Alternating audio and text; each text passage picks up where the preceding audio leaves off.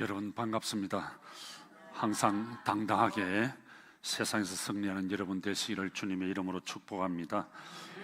여러분들이 잘 아시듯이 저는 참 오랫동안 청년 할척 국가 부흥, 젊은이가 살아야 나라가 산다, 청년 활척 교회 부흥, 젊은이가 살아야 교회가 부흥한다는 그런 지론을 가지고 어떻게 하면 거룩하다 못해 너무 율법주의적이고 종교 의식 근위주의적인 한국 교회를 진리를 알지니 진리 안에서 자유케 할 수 있을까? 청년들이 예배를 좋아하고 청년들이 부담 없는 그런 교회, 그런 예배를 만들고 싶어서 어떻게 보면 한국에서 처음으로 캐주얼데이, 우리가 간편복으로 교회 오자, 그리고 열린 예배를 드리자, 청년들이 아주 파워풀하게 예배 드릴 수 있는 청년이 살아야 되니까 그렇게 한번 해보자. 그렇게 우리가 주도적으로 제가 그렇게 해왔습니다. 뭐 얼마나 어려움이 많겠어요. 고딕한 한국 교회가 저를 뭐 죽이려고도 하고 욕도 하고 뭐 이런저런 이야기 참 많이 들어봤죠. 근데 너무 놀라운 것은 우리 한국 교회가 저와 우리 교회 영향력으로 지금 많은 교회들이 율법에서 자유해야 된다, 젊은이를 살려야 된다, 열린 예배를 드려야 된다, 캐주얼로 정말 젊은이들의 부담 없는 그런 교회를 만들어야 된다. 얼마나 많은 목회자들이 또 제 세미나를 통해서 동조하는지 모릅니다. 그런데 문제는 이제 우리 성도들이 그냥 간편 먹으러 오세요 하니까 너무 쉽게 생각하는 것 같아. 그래서 또 어떤 분들은 양복을 입고 교회 오고 싶은 분들이 얼마나 많겠어요. 이 양복을 언제 입을까 고민을 하는데, 이제 한 달에 한 번씩 매월 첫 주는 여러분들이 양복으로 입고 오시고, 양복이 없는 분들은 잠옷으로 입고 오시고, 뭐 잠옷이 없는 분들은 난닝구바람으로 그냥 오셔도 좋습니다. 그래서 우리 장로님들 또 권사님들, 아주 우리 모든 성도들이 아주 좀 정장으로 그렇게 한번 와서 우리 한 달에 한 번은 우리 그렇게 한번 예배 드려봐요. 그리고 찬송할 때도 우리가, 제가 꼭 버릇이 찬송 부르다가 한 두세 번 뒤를 돌아보는 게 있습니다. 돌아보면 저 인간은 왜 입을 닫고 있을까 이렇게 생각하고 있는데, 이 얼마나 좋아요. 이 교회 찬송은 입만 크게 벌리고 따라하면 다 할 수 있는 거거든요. 다 할 수 있는데 어떤 분들은 그냥 꾹 닫고 있어요. 그래서 저분들을 입을 열게 해야 되겠다. 기도하면서 생각한 게 뭐냐 하면, 그럼 한 달에 한 번 우리가 매월 첫 주는 찬송을 좀 많이 해야 되겠다. 찬송을 이제 찬송을 하는데도 입을 열지 아니하면 그때는 이제 육자배기 유행가를 말라 하네. 유행가를 하면은 그것도 괜찮을 것 같아요. 유행가를. 그래서 여러분들이 잘 기억해서 우리가 하나님의 교회에 나와서 예배드리면서 참 기쁨으로 행복하게 그렇게 생활할 수 있기를 바랍니다. 저는 늘 인생은 만남은 행복이라고 하는 이야기들을 참 많이 해왔습니다. 그렇습니다. 여러분, 내가 누구를 만나느냐, 내가 어떤 만남을 가지느냐, 거기에 따라서 내가 성공할 수도 있고요, 내가 또 실패할 수도 있습니다. 또 내가 행복할 수도 있고 내가 불행할 수도 있습니다. 그래서 우리가 인생 가운데 만남이라고 하는 이 단어, 선택이라고 하는 이 단어는 대단히 중요한 단어입니다. 오늘 이 아침 우리에게 주신 본문은 이렇게 시작됩니다. 어떤 사람입니다. 어떤 사람이 누군지 우리가 한번 보자고요. 주께 와서 이르되 선생님이여, 내가 무슨 선한 일을 하여야 영생을 얻을 수 있겠습니까? 하고 묻습니다. 그때 우리 예수님이 이렇게 대답을 하시죠. 17절에 어찌하여 나에게 선한 일을 묻느냐? 선한 분은 오직 하나님 한 분밖에 없는데 네가 생명에 들어가려면 계명을 지켜야 한다. 그러시면서 18절에 네가 계명을 잘 알고 있지 않느냐? 살인하지 말라, 간음하지 말라, 도둑질하지 말라, 거짓 증거하지 말라, 내 부모를 공경하라, 그리고 내 이웃을 사랑하라 하신 계명을 너가 다 알고 있지 않느냐? 그렇게 말씀을 합니다. 그때 이 청년이 예수님의 말씀을 듣고 20절에 예 선생님께서 방금 하신 그 말씀 계명들은 제가 하나도 빠뜨리지 않고 어려서부터 잘 지켜왔습니다. 그런데 무엇이 부족한 것이 있습니까? 너무 자신 있고 너무 당당하고, 제가 볼 때는 이 청년이 대단히 훌륭한 사람이라고 생각합니다. 왜냐하면 젊은 사람이 이런 계명들을 어려서부터 하나도 빠지지 않고 잘 지켜왔다고 하는 것은 대단히 자랑스러운, 대단히 훌륭한 사람입니다. 그런데 우리 예수님께서 그 모습을 보시면서 마가복음 10장에 보면 사랑스럽게 귀엽게 보시면서 이렇게 말씀을 하십니다. 21절, 네가 온전하고자 할진대 부족함이 없는 사람이 되려면 가서 너에게 있는 모든 것을 팔아서 가난한 사람들에게 다 나누어 주고 와서 나를 따르라. 그리하면 네가 생명을 얻게 될 것이다. 그런데 문제는 예수님의 이 말씀을 듣고 있던 이 청년의 얼굴이 갑자기 일그러졌다고 하는 것입니다. 오늘 22절에 보면 그 청년이 재물이 많은 고로 이 말씀을 듣고 근심하여 갔다 그랬습니다. 마가복음에도 보면 슬픈 기색으로 근심하며 갔다 그렇게 쓰여져 있습니다. 사랑하는 성도 여러분, 우리 성경을 보면 예수님을 만난 그 어떤 사람을 막론하고 다 변하여 새 사람이 되었습니다. 눈먼 사람이 눈을 떴고요, 또 안전병이는 예수님을 만나 벌떡 일어섰고요, 문둥병자는 예수님을 만나 깨끗하게 되었고, 귀신 들린 자는 성한 사람이 되었고, 욕심 많은 삭개오도 변하여 새 사람이 되었고, 또 율법과 고정관념에 철저하게 박혀있던 사도 바울도 헷가닥 뒤비져서 변하여 제사함을 받고 구원의 기쁨과 즐거움을 체험하고 감격적인 복음의 삶을 살았는데, 그런데 왜 무엇 때문에 이 청년은 슬픈 근심으로 표정을 지으면서 그렇게 예수님을 돌아가야만 했을까요?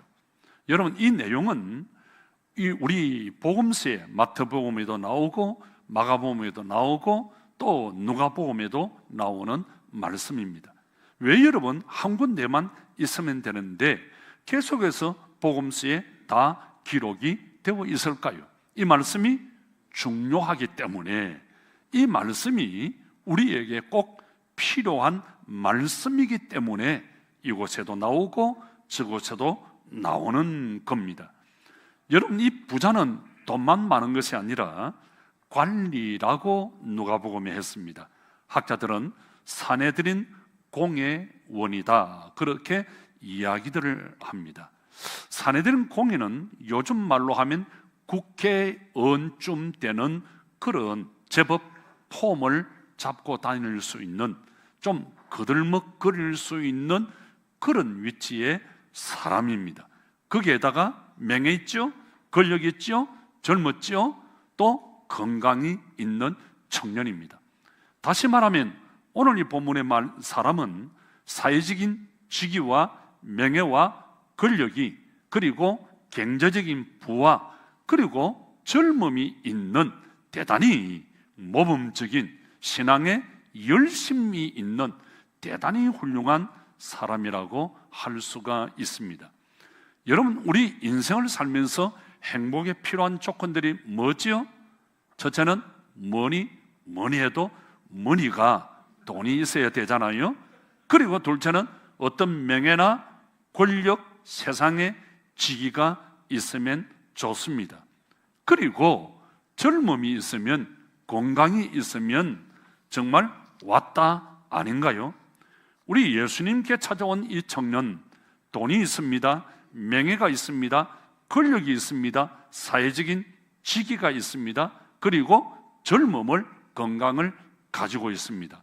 그야말로 세상의 모든 사람들이 다 부러워할 수 있는, 정말 세상에 부러움이 없는 그런 최고의 사람, 조건을 가지고 있습니다. 그런데 이 사람이 왜 우리 예수님을 찾아왔을까? 무엇이 부족해서, 무엇이 모자라서 우리 예수님께 찾아왔을까? 도대체 무엇이 더 필요해서 예수님께 찾아왔을까요? 흔히 이 말씀을 가지고 설교하시는 목사님들은 이 세 가지가 다 있다 할지라도 한 가지가 부족하면 그것은 행복이 아니다. 그 한 가지는 영생이라고 말합니다. 세상의 명예, 세상의 직위, 권세, 그리고 돈, 젊음 다 있다 할지라도 한 가지 부족한 것, 영생이 없으면 행복한 사람이 아니라고 그렇게 말합니다. 바른 해석이에요. 그런데 제가 계속해서 가졌던 질문이 뭐냐 하면, 그런 단순한 풀이, 그런 정답만 가지고는 내 마음이 흡족하지 않더라 이 말이에요. 내 마음에 울림이 없더라는 거예요. 목사님은 세상을 그렇게 모르십니까? 목사님, 세상의 영생만 가지고, 믿음만 가지고 살아갈 수 있는 그런 단순한 세상인 줄 아세요? 세상은 뭐니 해도 뭐니가 돈이 있어야 합니다. 돈이 있어야 하고 싶은 것, 사고 싶은 것, 누리고 싶은 것 할 수 있습니다. 돈 없으면 아무것도, 사업도 할 수가 없어요. 명예, 권세 있어야 됩니다. 사회적인 직위도 있어야 합니다. 젊음도, 건강도 있어야 합니다. 맞습니다. 전 그걸 인정합니다. 그래서 저는 이 본문을 보면서 이렇게 여러분들에게 전제하고 싶습니다. 여기 돈이 있고 명예와 권력과 사회적인 직위가 있는 이 젊은 청년은 오늘 우리 모두에게 해당되는 사람이다. 왜냐하면 이 청년의 근본적인 문제는 여러 가지 일로 근심하는 것에 있습니다. 바로 오늘 우리가 그렇게 여러 가지 일로 근심하고 걱정하다가 문제를 더 복잡하게 만들고 어지럽게 만들고 내 인생에 힘이 탁 빠져서 절망할 때가, 흐느적거릴 때가 얼마나 많은지 모릅니다. 여러분, 돈 있는 사람들의 걱정이 뭔 줄 아세요? 돈이 없어서 잘 모르시겠어요? 돈 많은 사람들의 걱정과 근심은 어떻게 하면 이 돈을 잃지 아니하고 잘 간수할 수 있을까? 그리고 이 돈을 굴려서 더 많이 보탤 수 있을까? 그래서 돈이 많으면, 회사가 점점 커지면 정치 권력에 줄을 설 수밖에 없습니다. 그럼 명예와 권력을 가진 사람의 걱정과 근심이 뭘까요? 여러분, 우리 얼마 전에 총선도 해봤고 대선도 해봤잖아요. 여러분, 그 정치하는 사람들의 그 관심이, 걱정, 근심이 뭘까요? 이번에 나 떨어지면 안 되는데, 이번에 나 붙어야 되는데. 그래서 정치를 하는 사람들은 자다가도 누가 표하면 벌떡 일어나서 꼭 미친놈처럼 그냥 그 추운 겨울에 사거리에 나가서 알지도 못하는 사람들에게 꾸벅꾸벅, 알지도 못하는 사람, 여러분 바깥에 나가서 알지도 못하는 사람들에게 꾸벅꾸벅 절을 하면 뭐라 그랬어요? 정신이 나간 사람이라 그러잖아요. 정신 나간 사람이에요. 표 그러면 자다가도 뻘떡 일어나서 목욕탕에 가서 알지 못하는 사람 덩어리 막 밀어주면서 한 표 부탁합니다, 한 표 부탁합니다. 정말 참 불쌍하지요. 그럼 여러분, 젊고 이쁜 사람의 걱정과 근심이 뭘까요? 나이가 계속 들면, 주름이 계속 늘면, 나 늙어지면 어떡하지? 이 젊음, 이 이쁜 얼굴, 이 울줄울 늙으면 나 어떡하지? 걱정이 태산이에요. 그래서 계속해서 열심히 토목공사도 하고, 조경공사도 하고, 도로 포장공사도 하고. 여러분, 돈 없는 사람은 걱정이 없어요. 명예와 권력 없는 사람은 뭐 어떤 놈이 되든 말든 아무 걱정이 없어요. 좀 안 생긴 사람, 좀 덜 생긴 사람은 걱정 없어. 넓게 보여도 젊게 보여도 아무 도로 포장하고 조경공사 할 필요가 아무것도 없는 거예요. 우리 집 사람 보니까 화장품도 주는 대로, 뭐 생기는 대로 막 두드리 바르고 막 그냥 써버리지. 좀 잘생긴 사람은요, 아무나 준다고 해서 그냥 절대로 안 쓰면 쓰는 것만 딱 쓰고요. 아주 절대 다른 거 바르면 큰일, 도로 포장 공사에 큰일이 나니까 아주 쓰는 것만 딱 메이크업만 쓰는데, 우리 집 사람은 보니까 누가 샘플로 준다 그러면 이것도 찍어 바르고 저것도 바르고, 덜 생긴 사람, 좀 안 생긴 사람들은 이거 바르나 저거 바르나 꼭 같아요. 꼭 같아요. 여러분, 돈도 권력도 젊음도 가진 사람이 더 많이 가지려고 하고 더 누리려고 하는 것입니다. 자, 오늘 본문에 소개된 이 청년, 세상의 것 다 가지고 있는 사람입니다. 이것저것 생각하니까 잠이 오질 않습니다. 걱정, 근심이 태산입니다. 그때 들려오는 소리가 있습니다. 예수라는 사람이 있는데 그 예수님께 나가면 모든 문제 해결된다. 병든 사람 고침받을 수 있고, 귀신 들린 사람 깨끗이 쫓겨나감을 받을 수가 있고, 어떤 문제든지 예수 앞에 나가면 말씀 한마디로 다 해결받는다. 그래서 예수님의 소식을 듣고 나가보았더니, 아니 이게 웬일? 앞뒤 전후좌우 얼마나 많은 사람들이 인산인해를 이루면서 예수님의 뒤를 따라다니고 있는데, 들어가서 예수님을 어떻게 만날 수가 없는 거요. 나는 예수님과 독대해서 좀 깊은 이야기를, 좀 조용하게 이야기를 나누고 싶은데 그런 행편이 안 되는 거예요. 여러분, 그래서 이 사람이 조용한 시간에 아무도 몰래 예수님께 찾아온 거예요. 여러분, 그 사연이 뭐죠? 예수님, 이거 어떻게 하면 이 돈을 남에게 뺏기지 아니하고 좀 불카서 내가 더 큰 부자가 될 수 있겠습니까? 예수님, 이 명예와 권력을 내가 더 뺏기지 않고 계속 어떻게 하면 더 누릴 수 있겠습니까? 예수님, 이 젊음과 이 건강을 영원히 유지해서 인생을 좀 멋지게 소풍처럼 행복하게 어떻게 하면 살아갈 수 있겠습니까? 여러분, 이 청년이 구하는 영생하고 오늘 우리가 부르짖는 구하는 신앙하고 다른 것이 뭐 있죠? 똑같습니다. 여러분, 우리가 밤낮 구하는 것이 뭐죠? 하나님, 어떻게 하면 이 물질의 축복을, 이 건강의 축복을, 땅에 있는 여러 가지 것들을 받아서 인생을 어떻게 하면 소풍처럼 행복하게 살아갈 수 있을까요? 그래서 새벽마다 밤마다 엎드릴 때마다 돈 때문에 울고, 자식 때문에 울고, 건강 때문에 우리가 울고 있는 거잖아요.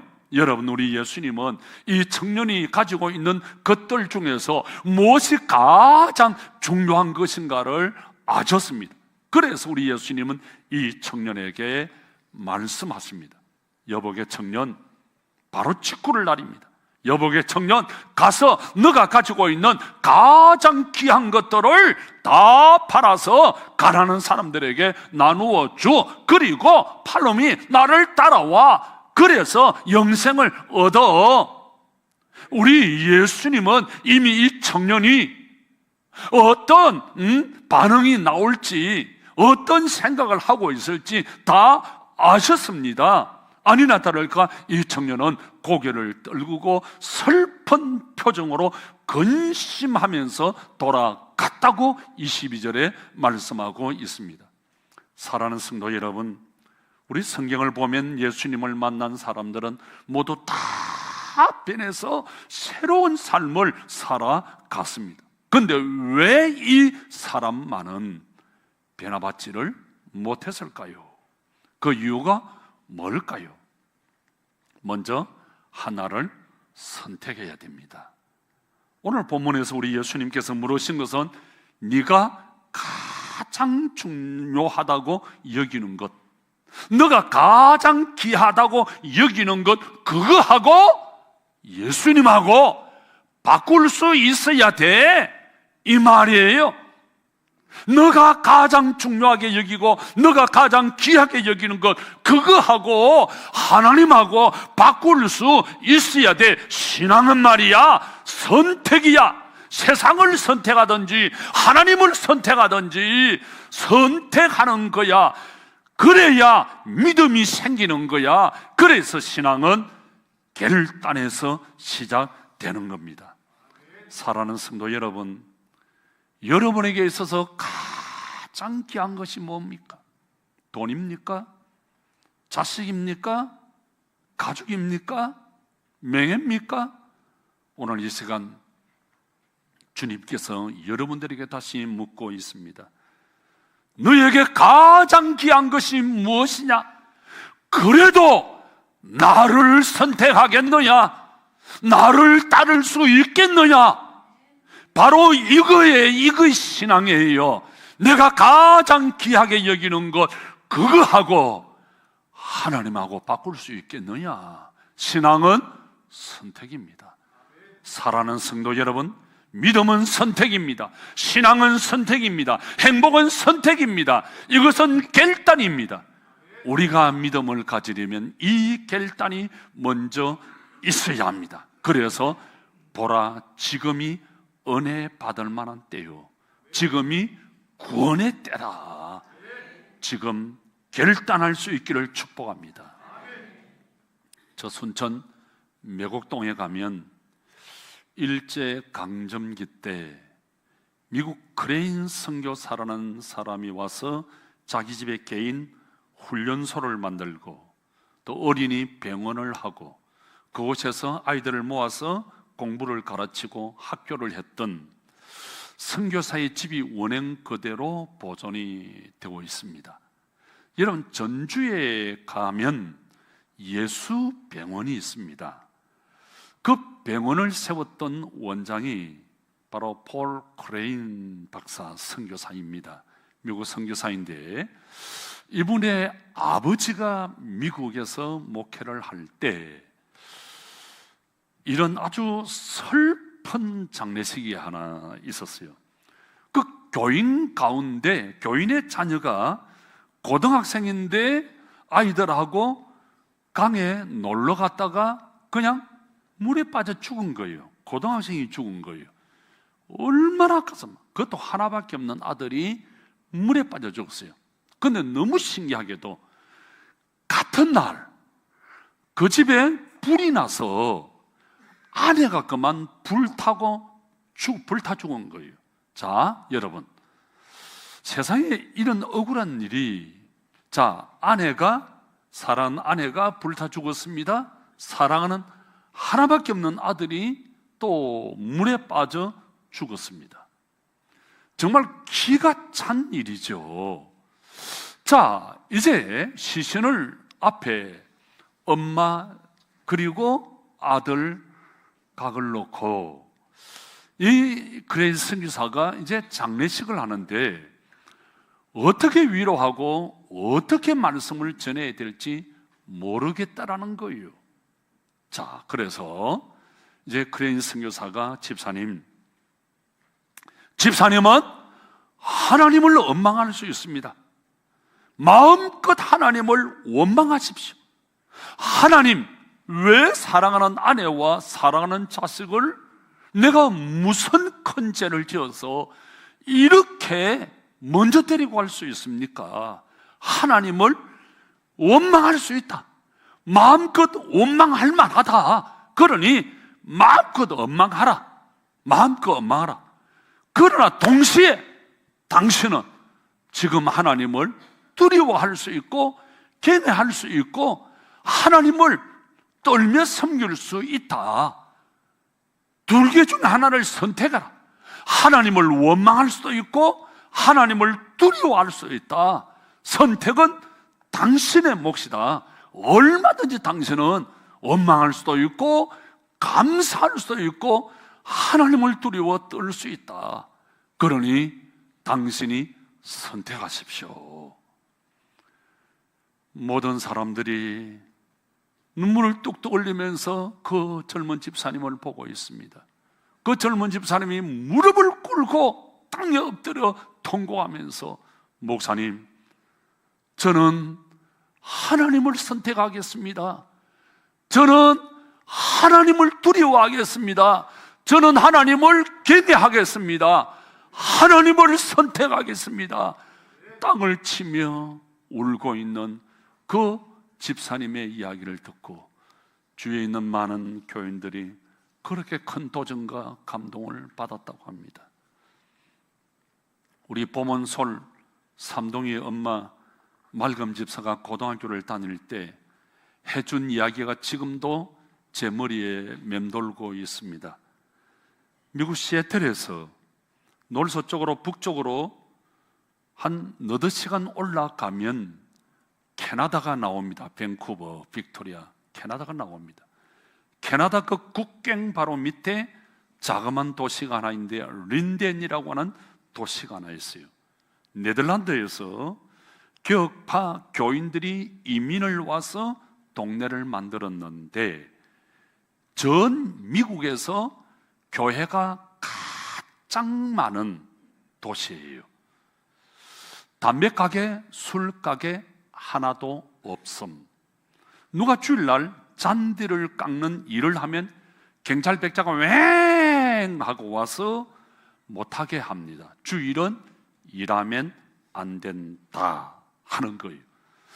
그 동네에 고등학교가 하나 있는데 미션 스쿨이에요. 린덴 크리스찬 하이스쿨. 아주 좋은 학교입니다. 그 학교가 있는데 그 학교를 온 동네 사람들이 기도하면서 후원하고 이제 그 학교를 키워 나갑니다. 그러니까 그 교사들이 미국에서 유명한 인류대학의 출신들이고 믿음이 아주 좋습니다. 공부를 할 때 기도하고 마칠 때 기도하고. 우리 말금이 그래요. 아빠, 하루에 기도를 어떤 16번 할 때도 있다는 거예요. 시작할 때 기도하고 마칠 때 기도하고. 만약에 학생들이 술이나 담배를 피우고 먹는다 그러면 주민들이 학교에 바로 신고해버려요. 신고를 하면 바로 퇴학을 당하는, 그러니까 아주 크리스찬 그 학생들을 양육해 나가는데 그 도시의 한 학생, 한 고등학생의 이야기가 온 동네 사람들을 울렸다는 거예요. 자, 다이안에서 온 고등학생입니다. 이 학생이 전체 학생들이 있는데 이제 큰 이민백을 가지고 강단에 올라왔습니다.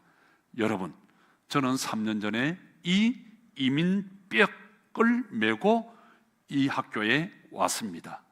그래서 이민 올 때 여기 옷들 그리고 신발들 그리고 여러 가지 책들 또 여러 가지 것들을 이렇게 담아 왔습니다. 하나하나 다 내어놓습니다. 이제 공부를 마치고 자, 올 때처럼 이제 여러 옷들을 또 가지고 신발들도 가지고 물품들을 가지고 책들을 가지고 이제 갑니다. 그런데 3년 전에 올 때 우리 부모님들이 이 옷들 또 신발들 책들을 다 챙겨주면서 제일 위에다가 불교 책을 올려주면서 너가 미국에서 공부를 하고 인생을 살아가면서 힘들고 어려울 때 언제나 이 불교 책을 읽고 너가 살아가야 된다, 이렇게 했습니다. 그런데 3년 전에 왔던 그 짐 그대로를 가지고 가는데 바뀐 것이 있다면 딱 한 가지, 불교책 대신에 바이블, 이 성경책을 저는 위에 놓고 하나님의 말씀에 인도를 받으면서 힘을 얻으면서 하나님을 선택하면서 살아갈 겁니다.